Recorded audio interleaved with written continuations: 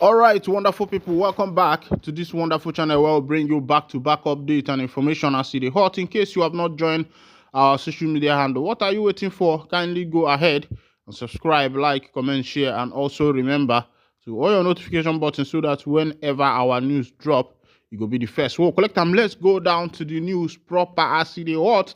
The new Ohaneze Ndigbo leader has called for the release of the leader of the indigenous people of Biafra, Mazi Nnamdi Kanu Ohamadike one of Ndigbo.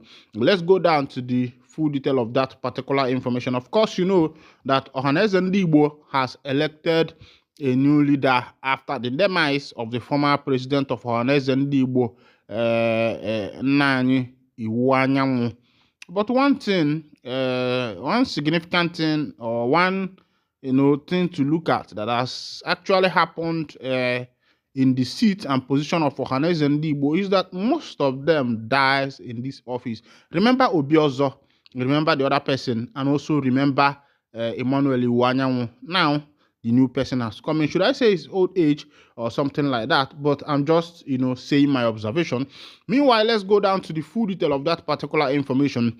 Mr. Kanu, who is facing terrorism charges at the Federal High Court in Abuja, has been in detention since he was repatriated to Nigeria from Kenya in June 2021 under controversial circumstances. The newly elected President General of Ohaneze Ndigbo Worldwide, Fidelis Chukwu, has called on the Nigerian government to release Nnamdi Kanu. Mr. Chukwu spoke during his inaugural meeting with the National Executive Committee, NEC, of the Igbo Social-Cultural Organization in Enugu on Sunday. Details of his speech were contained in a statement issued on Tuesday by the spokesperson of the Ohaneze Ndigbo, Chiedozie Ogbonnia. Mr. Kanu, who is facing terrorism charges at the Federal High Court in Abuja, is the leader of the indigenous people of Biafra. The IPOB leader has been in detention since he was repatriated to Nigeria from Kenya in June 2021 under controversial circumstances. Speaking at the inaugural meeting, Mr. Chukwu stressed that the release of Mr. Kanu has become a moral burden on the Nigerian government. The Ohaneze leader contended that there was no sufficient reason for the country's security operatives' prolonged detention of Mr. Kanu. He told the NEC members that he would collaborate with some Igbo leaders in government to secure the release of the IPOB leader through a collective effort. All right. This is coming from Mr. Chukwu. Mr. Chukwu is saying this one that Mazi Nnamdi Kanu should be released from the DSS detention. Of course, there was something Sowore. Of course, you know Sowore, the founder and owner of Sahara Reporters. He on a video broadcast, he spoke on how some Igbo elites, some Igbo leaders were the ones who are behind making sure that Mazi Nnamdi Kanu is released from the DSS detention because they are using him as their political dog. In other words, they are using him to get their members.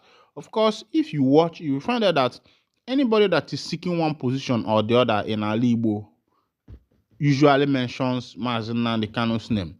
If that person wants to become governor, a senator, or whatever, even the late Ifeanyi Oba did same thing, where Kanu's name was also mentioned. He even went to the DSS detention with Mazi Nnamdi Kanu's wife to visit him, what he has not done before, but recently he started doing it because somehow he has started nursing the bid and the desire to become the governor of Anambra State, even though he did not live to see what becomes of his desire or what becomes of his quest to become the governor of Anambra State. As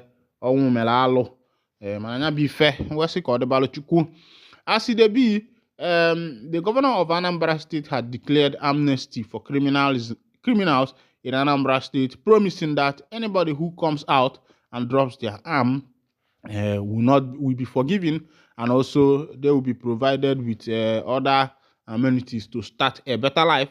But immediately after he declared that, government don't buy one person, abduct another. Same day, Soludo announced that amnesty for criminals. Let's go down to the full detail of that information.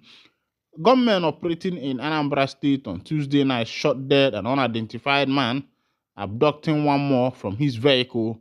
The two men were attacked in the Fiteduni community, Dunukofia local government area, while traveling in Nissan SUV with Lagos registration number SMK 439HJ. This happened the same day that the state governor, Professor Chukwuma Soludo, announced total war against criminals in the state while also giving amnesty to repentant criminals. A viral video circulating on social media showed the body of the slain man in the car while the driver, who was traveling with him, was abducted by the criminals. Members of the Fedinu community vigilante who rushed to the scene said the incident happened around 8 p.m. A voice in the video said the men were chased from a neighboring community to Ifitedunu by men driving an ash-colored Lexus Jeep. They said items in the car showed that the men were returning for Christmas while calling on anyone who knew the vehicle or the slain occupant to come for them. As for the time of filing the report, the Anambra State Police Command was yet to react to the incident. This happened in Anambra State. I think this was part of the video I posted today. Obadiah Adeloko. Imagine leaving your workplace, coming down to your hometown, and that is where you meet your Waterloo. It is very bad. All right, in Ogun State, ex-Attorney General breaks silence over death sentence, challenges governor's intervention. Former Oyo State Attorney General and Commissioner for Justice Mutalubi Adebayo has cautioned against unconstitutional investigation following Osun State Governor Ademola Adelike's intervention in the controversial death sentence of a young man, Segun Olowokore, in the state. Justice Oyejide Fulala of an Osun State High Court in Okuku had convicted Olowokore on Sunday Marakinyo of armed robbery and sentenced them to death by hanging after finding them guilty of charges involving theft and armed robbery in December 2014. The two convicts, armed with firearms, were reported to have forcefully entered the residence of a police officer, Balogun Tope, attached to Divisional Police Headquarters in Okuku in April 2010, stealing his belongings. After a podcast by Nollywood actor Biola Adeboye, which featured the parents of one of the convicts, Olore, went viral on Tuesday, Governor Adeleke, in a statement by his spokesperson, Olore Rashid, directed an investigation and the initiation of a pardon process for the convict. Reacting to the governor's directive in a statement he personally signed and made available to journalists in Oshobo on Wednesday, Adebayo acknowledged the governor's constitutional power to pardon convicts, but criticized what he described as an unconstitutional investigation. Adebayo also warned against actions that could endanger judges and expose them to threats from criminals, potential leading to loss of life.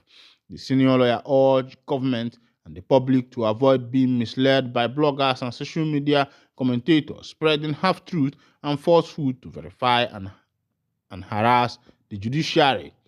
All right, he has a point there.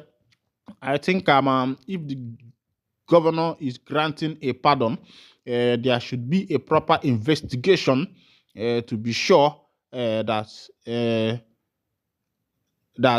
someone the pardon is being given to merit it. But as it is, Governor Soludo has said that if Mazi Nnamdi Kanu is released today, that even the government in Anambra State will not listen to him.